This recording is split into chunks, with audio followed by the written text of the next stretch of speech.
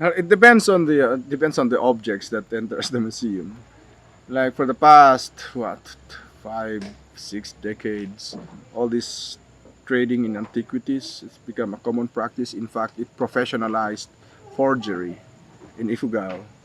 So have you ever heard of we make antiques while you wait? So the Ifugaos can easily come up with something that would look like it's 100 years old, but actually it was just carved last week. So you have this process, and a lot of these things are traded in the collectors market. And funny because a lot of those that make it to the museum are actually counterfeit.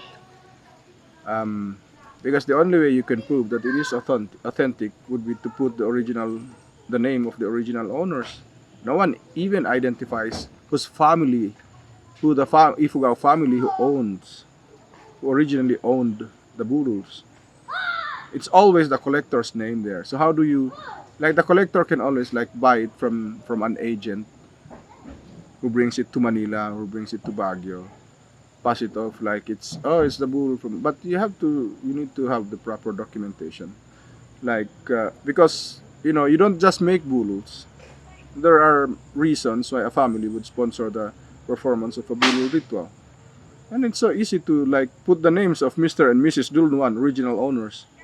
So you can verify, you can actually go to the communities because like if a family would have a set of bullets, they would know if the and you usually keep the bull in within the family. You don't sell it unless of course you become so greedy or some agent steals it from your rice granary, then it disappears, become part of the collector's market. But it's not we have our own beliefs about bullets leaving the rice granary or leaving the house. It's not good to be keeping all these rice gods. They belong to the rice granary. They belong to Ifugao.